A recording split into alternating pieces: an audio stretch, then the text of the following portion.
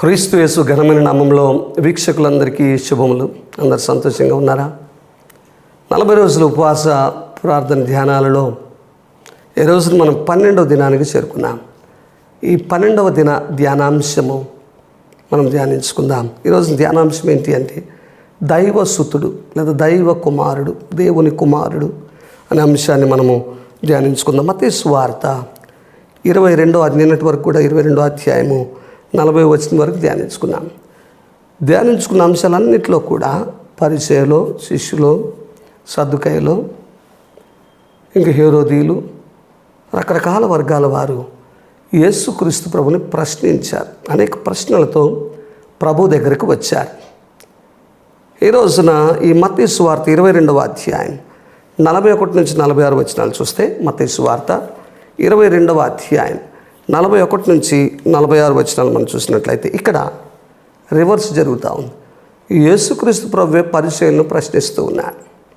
యేసుక్రీస్తు ప్రభు వారు పరిచయలను ప్రశ్న సంధిస్తూ ఉన్నారు. చూడండి, 41 వచనం చూస్తే, ఒకప్పుడు పరిచయలు కూడి ఉండగా యేసు వారిని చూచి క్రీస్తుని గురించి మీకేమి తోచుచున్నది, ఆయన ఎవని కుమారుడని అడిగెను. వారు ఆయన దావీదు కుమారుడని చెప్పిరి. ఇక్కడ యేసుక్రీస్తు ప్రభు వారు వేసిన ప్రశ్న ఏంటంటే, నన్ను గురించి మీరు ఏమనుకుంటున్నారు, క్రీస్తుని గురించి మీకు ఏమి తోచుచున్నది అని పరిచయలను ప్రశ్న వేసినట్లు మనం చూస్తున్నాం. ఈరోజు చాలామందికి ఈ ప్రశ్న తలెత్తుతూ ఉంది ప్రపంచంలో. అసలు యేసుక్రీస్తు ఎవరు? ఎందుకు అనేక మంది క్రీస్తు వైపునకు అనేక కోట్ల మంది ఆకర్షితులవుతున్నారు? ఎవరైనా ఏం చేస్తాడు? ఆయన మనిషా? ఆయన ఏమైనా మాంత్రికుడా? ఆయన ఏమైనా పెద్ద విప్లవ నాయకుడా? ఎవరైనా ఎందుకు యేసు యేసు అని మనం వెళ్ళిపోతున్నారు ఆయన దగ్గరికి, ఆయన సన్నిధికి అని చాలామందికి కూడా ప్రశ్నలు వస్తూ ఉన్నాయి. క్రీస్తు విరోధులకి ఇక్కడ కూడా యేసుక్రీస్తు ప్రభు శత్రువులు ఆయన ప్రశ్నిస్తూ వచ్చారు ఇప్పటి వరకు. ఇక్కడ యేసుక్రీస్తు ప్రభు శత్రువులను ప్రశ్నిస్తూ ఉన్నాడు. శత్రువుల చేత అనేక మార్లు ప్రశ్నించబడ్డారు అప్పటి వరకు. అక్కడ పరిశీలన చూసి ప్రభు ప్రశ్న వేస్తున్నాడు, మీరు క్రీస్తుని గురించి మీకు ఏమి తోచుచున్నది అని ప్రశ్న అడిగినప్పుడు ఇంకొకటి కూడా అడిగాడు. ఆయన ఎవరి కుమారుడని అడిగిరి. ఎవరి కుమారుడు యేసుక్రీస్తు ప్రభు? టకామని సమాధానం చెప్పారు పరిశీలన. ఏమని చెప్తున్నారంటే, ఆయన దావీదు కుమారుడు అనిరి. దావీదు కుమారుడు. పరిచయులకు యేసుక్రీస్తు ప్రభు దావీదు కుమారుడు అని మాత్రమే తెలుసా, లేదా దావీదు కుమారుడు అని మాత్రమే నమ్ముతున్నారా? యేసుక్రీస్తు ప్రభువుని గురించి పాత నిబంధనలో అనేక ప్రవచనాలు అనేక మంది ప్రవక్తల ద్వారా ఇవ్వబడ్డాయి. సమూయేలు గ్రంథంలో చూస్తే యేసుక్రీస్తు ప్రభు ఆయన నిత్యము ఏలేటటువంటి రాజు అని కూడా రాయబడతా ఉంది. తెలీదా పరిచయులకు? వారు చదవలేదా? బైబిల్ గ్రంథం చదివారు. పాత నిబంధనలో వారి నిష్ణాతులు. అయినా కూడా ఇక్కడ వారి మనోనేత్రాలు తెరవబడని స్థితిలో ఉన్నారు. వారి సమాధానం కేవలం దావీదు వరకే పరిమితం అవుతాం. యేసుక్రీస్తు దావీదు కుమారుడని అక్కడ చెప్తా ఉన్నారు. క్రీస్తు దావీదు సంతానముగా వస్తాడని భావించారు. ఇది పాత నిబంధన ప్రవచనాలను బట్టి వారు యేసుక్రీస్తు ప్రభు దావీదు కుమారుడిగా వస్తాడు ఈ లోకంలోనికి. దావీదు పట్టణము బెత్లెహేము నుంచి దావీదు కుమారుడిగా వస్తాడని వారు నమ్మారు. అయితే ఇక్కడ ప్రభు వారు చెప్తున్న మాట చూస్తే 43 నుంచి 46 వచనాలు చూస్తే, అందుకు ఆయన, అలాగైతే నేను నీ శత్రువుని నీ పాదముల కింద ఉంచు వరకు నీవు నా కుడి పార్శ్వమున కూర్చుండమని ప్రభువు నా ప్రభువుతో చెప్పెను అని దావీదు ఆయనను ప్రభు అని ఆత్మ వలన ఎలా చెప్పుచున్నాడు.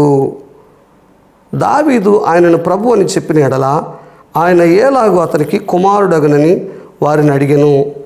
ఎవడను మారు మాట చెప్పలేకపోయాను, మరియు ఆ దినము నుండి ఎవడను ఆయనను ఒక్క ప్రశ్నయు అడగ తెగింపలేదని రాయబడతా ఉంది. యేసుక్రీస్తు ప్రభు వారు ఇక్కడ చెప్తా ఉన్నారు, వాక్యము నుంచి ఆయన జవాబిస్తున్నారు. ప్రశ్న ఆయనే వేశారు. వారు దావీదు కుమారుడు అని చెప్పినప్పుడు మరలా ఇంకొక ప్రశ్న వేస్తున్నాడు. మరి ఎందుకు దావీదు భక్తుడు ఈ విధంగా చెప్తున్నాడు? 110వ కీర్తనలో మనం చూస్తాం 110వ కీర్తన మొదటి 4 వచనాలు మీరు చదవని సమయం లేదు, మీరు చదివినట్లయితే ప్రభువు నా ప్రభుతో సెలవిచ్చిన వాక్కు అంటున్నాడు దావీదు. ప్రభు నా ప్రభుతో సెలవిచ్చిన వాక్కు, నేను నీ శత్రువులు నీ పాదములకు పీఠముగా చేయి వరకు నా కుడి పార్శ్వమున కూర్చుండము అంటున్నాడు. ప్రభు నా ప్రభుతో, ఎవరు నా ప్రభు? ఎవరు? యేసుక్రీస్తు ప్రభుని గురించి పలుకుతున్నటువంటి మాట దావీదు. యేసుక్రీస్తును ప్రభువుగా సంబోధిస్తున్నాడు దావీదు.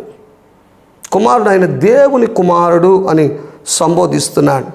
ఇక్కడ మనం చూసినట్లయితే ప్రభు అనే పదము అధికారం ఉన్న పేరు, లేక క్రీస్తుకు దావీదు సంతానంగా మాత్రమే కాక దావీదు కంటే అధికుడైన దేవుణ్ణి సూచిస్తూ ఉంది. ప్రభు అంటే, ప్రభు అనే పదము దావీదు కంటే అధికుడైనటువంటి దేవుణ్ణి సూచిస్తూ ఉందనే విషయాన్ని గుర్తుపెట్టుకోవాలి. ప్రభువు అని ఇక్కడ రాయబడతా ఉంది. లార్డ్, ఇంగ్లీష్లో లార్డ్ అండ్ మాస్టర్, గ్రీక్లో కురియోస్ అంటారు, హీబ్రూలో అడోన్ అంటారు. అడోన్ అంటే ప్రభు అని అర్థం. కురియోస్ అని గ్రీక్లో చూస్తే ప్రభు అని అర్థం. యేసుక్రీస్తు కేవలం దావీదు కుమారుడే కాదు, ఆయన ప్రభువులకు ప్రభు, రాజులకు రాజు. అదే దావీదు రాస్తున్నాడు.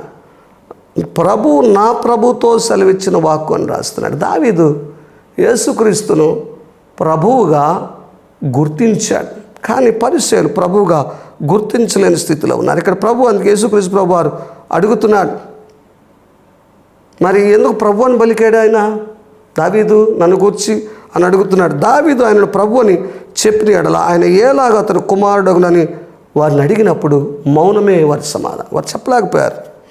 ఆ ప్రశ్నకు సమాధానం లేదు. ఈ రోజున చాలామందికి యేసుక్రీస్తు ప్రభువుగా అంగీకరించలేని స్థితిలో ఉన్నారు. గుర్తుపెట్టుకో, యేసుక్రీస్తు అందరికీ ప్రభువు.